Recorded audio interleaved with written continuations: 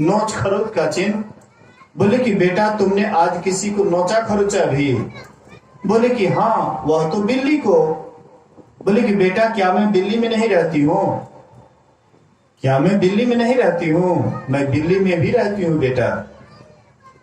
बोले कि माँ क्या तू सब में रहती है? बोले कि हाँ बेटा, मैं सब में रहती हूँ। बोले कि जब तुम सब में रहती है तो जितनी भी स्त्रियां हैं सब तो मेरी माँ के समान है, फिर मैं प्रेम किससे करूंगा? फिर मैं शादी किससे करूंगा? तो शिव जी रिद्धि सिद्धि को लाए थे कि दो लड़का है मेरा, कार्तिकेय और गणेश, तो एक का रिद्धि एक का सिद्धि, दोनों के साथ शादी कर देंगे। लेकिन कार्तिकेय से पूछे तो बोले कि नहीं, मेरे लिए तो सब मां के समान है, इसलिए हम शादी कैसे करेंगे? मां से शादी थोड़ी होता है, इसलिए सब मेरे मां के समान है, इसलिए मैं शादी नहीं करूंगा। तो रिद्धि सिद्धि दोनों का शादी गणेश जी से कर दी। मतलब कहने का, अगर सबके पास में ऐसी दृष्टि हो जाए तो शायद बुराई नहीं होगा। गुरु महाराज कहते हैं, जो निज घट रस चाहो, अपने अंदर में अगर परमात्मा का आनंद पाना चाहते हो, ध्यान का रस पाना चाहते हो, शांति पाना चाहते हो, तो गुरु महाराज कहते अपने को हर हमेशा 5 पाप से बचाते रहो। कौन कौन पाप है? कहते हाय एक झूठ, नशा है दोसर, तेसर पर के नारी हो, चौथी चोरी, पंचम हिंसा, दिल से इन्हें अलगाओ हो, मैं ही सहजही इनसे बचन चाहो, गुरुपद टहल कमाओ हो। मन जो है हमारा आपका कभी पुण्य की तरफ जाता है और कभी पाप की तरफ जाता है, मन का स्वभाव है। जिससे हम आप देखते हैं पानी का स्वभाव नीचे की ओर ज्यादा होता है। पानी को अगर आप छोड़ दीजिए, बहाइए, वह नीचे की तरफ जाता है, ऊपर की तरफ नहीं जाता है। पानी का बहाव नीचे की ओर है, मन का स्वभाव भी नीचे की ओर है, मतलब पाप के ही ओर इसका बहाव है, पाप के ही तरफ ज्यादा जाता है। मन को देखिएगा, थोड़ा सा पर विचार कीजिएगा तो मन क्या क्या सोचता है। कभी किसी की बुराई, कभी किसी की निंदा, कभी किसी का, हाँ, मतलब जब भी मन सोचता है तो अच्छी बात कम सोचता है, बहुत कम सोचता है अच्छी बात को, बढ़िया बात कम सोचता है मन। लेकिन अधिकतर मन बुराई में ही ज्यादातर यह सोचते रहता है। दूसरे की हानि हो जाए, दूसरे की बुराई हो जाए, हमारे सामने दूसरे आगे न बढ़े, इस तरह से मतलब मन का स्वभाव नीचे की ओर है, पाप की ओर है। तो जैसे पानी नीचे की ओर बहता है, लेकिन अगर विशेष जतन करते हैं तब पानी ऊपर की ओर जाता है। बोलिए श्री सद्गुरु।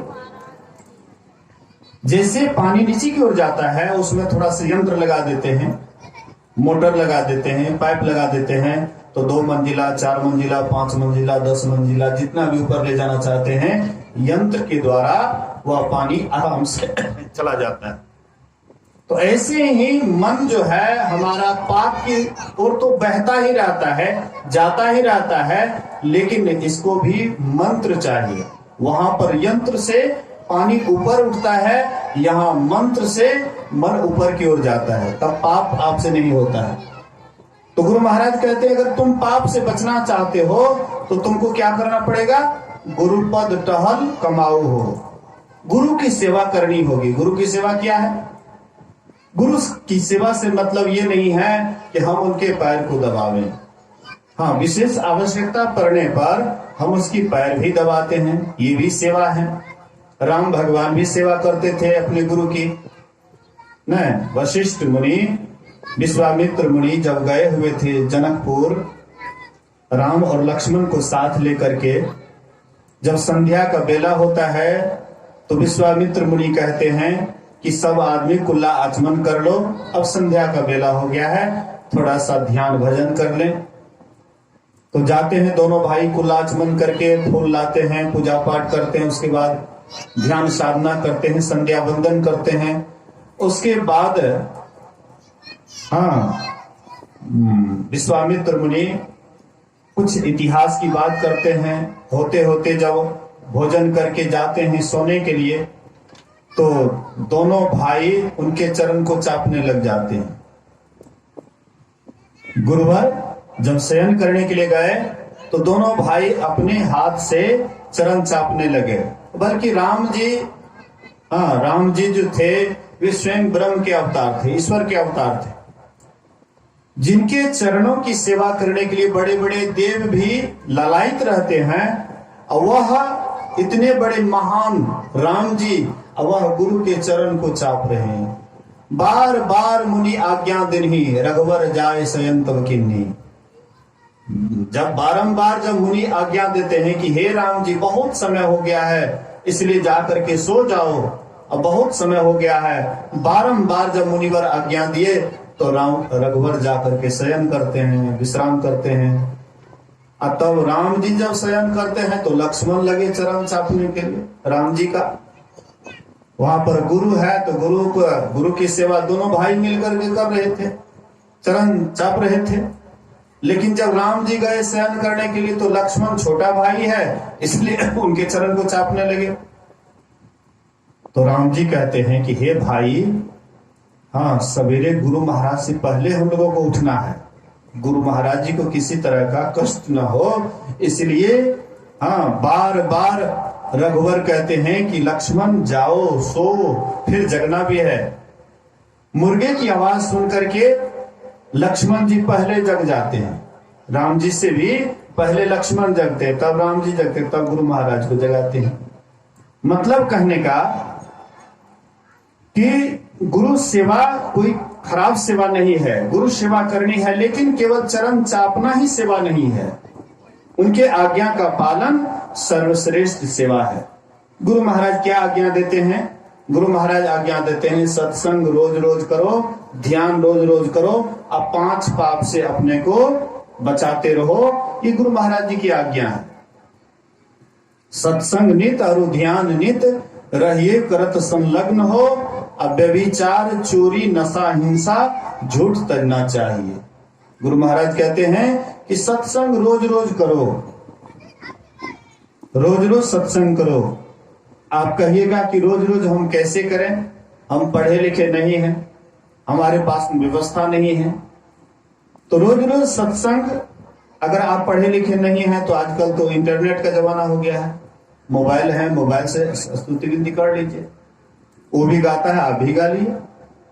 याद नहीं है तो, याद है तो अच्छी बात है, सत्संग कर लीजिए, उसके बाद ध्यान कर लीजिए। ध्यान कम से कम त्रिकाल संध्या, भिनसर में जब नींद टूटती है उस समय कुलाच बन करके बैठ जाइए, और जब स्नान करते हैं तब आप बैठ जाइए, और जब सांझ बाती देते हैं उस समय में बैठ जाइए। बहुत आदमी कहते हैं कि उधर ध्यान पर बैठेंगे, बच्चा उच्चा जो है हल्ला गुल्ला करेगा या खाने के लिए मांगेगा, तो बच्चा उच्चा भी धीरे धीरे समझने लगेगा, लेकिन आप पहले समझिएगा तब न। बच्चा भी समझ जाएगा कि मेरी माँ ध्यान कर रही है, या मेरे पिताजी ध्यान कर रहे हैं, या मेरी बहन या कोई रिश्ता में है, वो भी समझ जाएंगे। बच्चा को तो जैसे जैसे आप समझाइएगा धीरे धीरे वो वही एडजस्ट कर लेंगे, समझ जाएंगे। तो आप ध्यान कर लीजिए और उसके बाद भोजन बनाइएगा। पवित्र मन से जब भोजन बनेगा, और जो भी वह पवित्र भोजन करेंगे उसका भी मन पवित्र होगा। भोजन के ऊपर में मन का सारा जो है मतलब गुण अवगुण समाया हुआ है भोजन में। भोजन अगर आप पवित्र करते हैं, पवित्र हृदय से भोजन बनाते हैं, या ध्यान करने के बाद भोजन बनाते हैं, उसका एक अलग प्रभाव पड़ता है। विचार हर हमेशा कुछ ना कुछ मन में आते रहता है, मन कुछ ना कुछ सोचते रहता है। लेकिन आप जब बैठते हैं भोजन बनाने के लिए तो इधर उधर जो विचार आता है, जब ध्यान करके उठते हैं तब ध्यान वाला विचार अधिकतर आपके मन में रहता है। ख्याल आपका पवित्र रहता है, जब ध्यान के प्रति आपका ख्याल रहता है, और उस विचार से जब भोजन बनाते हैं तो धीरे धीरे उसका प्रभाव और परिवार पर भी पड़ता है, जो भी भोजन करते हैं उस पर पड़ता है। इसलिए थोड़ा ध्यान कर लेना चाहिए, भोजन बनाने से पहले ध्यान कर लेना चाहिए। जो ध्यान के द्वारा भोजन करेंगे, ध्यान करके भोजन बनाएंगे या भोजन कराएंगे, इससे धीरे धीरे परिवार में सुधार होता है। बहुत ऐसे देखा गया है। इसीलिए पहले ध्यान करके उसके बाद भोजन बनावे, संध्या वंदन करने के बाद तो अच्छा रहेगा। तो कहते हैं, गुरु महाराज कहते हैं कि सत्संग नित और ध्यान नित रहिए, कृत संलग्न हो, व्यभिचार चोरी नशा हिंसा झूठ करना चाहिए। अगहन दाहन प्रकृति भोगन, गहन को जो ध्यावही, हारी आवही क्लेश पावही, कबहू नहीं तृप्तावही, भोगन सकल प्रत्यक्ष रोगन, जान के हटते रहो, गुरु टहल सत्संग सेवन में सदा डटते रहो। कहते हैं अगहन दाहन प्रकृति भोगन, भोगन को जो ध्यावही, हारी आवही क्लेश पावही, कबहू नहीं तृप्तावही। मतलब भोग से मन कभी तृप्त नहीं होता है। जितना ही आप भोग की तरफ जाते हैं उतना ही आपका मन अतृप्त होता है। लेकिन जब योग करने लग जाते हैं तो भोग से मन हट जाता है, योग की तरफ जाने लग जाते हैं। अभी मन आपका भोग की तरफ गिरा हुआ है, विषय वासना की तरफ गिरा हुआ है।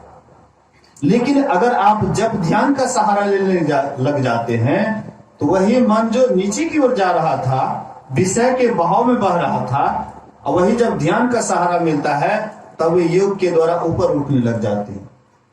ऊपर जाने के बाद अगहन दाहन प्रकृति भोगन, गहन को जो ध्यावही, हारी आवही क्लेश पावही, कबहू नहीं तृप्तावही, अभोगन सकल प्रत्यक्ष रोगन। जितना भी भोग है सब रोग का ही रूप है। लोग रोगी क्यों होता है? भोग के कारण रोगी होता है। भोग नहीं करेंगे रोगी नहीं होगा। चाहे शरीर से रोगी होता है या मन से रोगी होता है। शरीर के रोग को तो हम आप देख लेते हैं, लेकिन मन में जो रोग है उसको हम आप देख नहीं पाते हैं। बड़े बड़े डॉक्टर हैं, उसके पास बहुत सारा यंत्र है, हाँ एक्सरे हैं। आप किसी भी एक्सरे के पास जाइए और डॉक्टर से कहिए कि मेरे मन में कौन सी बीमारी है, थोड़ा सा इसका इलाज कर दीजिए। कोई डॉक्टर का बाप नहीं है कि एक्सरे के द्वारा आपके मन के रोग को निकाल सके। हाँ, इसका आपके मन में जो रोग है वह रोग तो सदगुरु वैद्य वचन विश्वासा, संयम यह न विषय की आशा। यह मन के रोग को अगर कोई निकालने वाले वैद्य हैं तो वह है संत सदगुरु। संत सदगुरु के पास जब हम जाते हैं तो संत सदगुरु आपके मन में कौन कौन रोग है, वह रोग से कैसे छुट्टी मिले उसके लिए आपको दवाई देते हैं और परहेज भी बताते हैं। जैसे आपके शरीर में कोई रोग होता है, आप डॉक्टर के पास जाते हैं, वैद्य के पास जाते हैं, तो डॉक्टर कुछ परहेज बताता है। जब परहेज करते हैं, दवाई खाते हैं, तो रोग धीरे धीरे दूर हो जाता है। बोलिए श्री सदगुरु। हमको भी रोग हुआ, डॉक्टर के सलाह को नहीं माने तो फिर दोबारा उसका भोग भोगना पड़ा।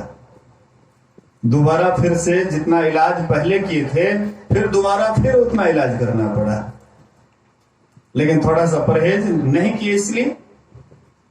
तो गुरु जो है, गुरु के पास हम जाते हैं, गुरु हमें परहेज बताते हैं और दवाई देते हैं। दवाई क्या देते हैं? तो दवाई देते हैं ध्यान का, सत्संग और ध्यान का दवाई देते हैं कि ध्यान करोगे धीरे धीरे मन तुम्हारा निर्मल हो जाएगा, विषय की तरफ, विषय के भाव में नहीं बहेगा। ध्यान करते हैं, परहेज बताते, 5 पाप, झूठ चोरी नशा हिंसा व्यभिचार, ये 5 पाप से दूर रहो।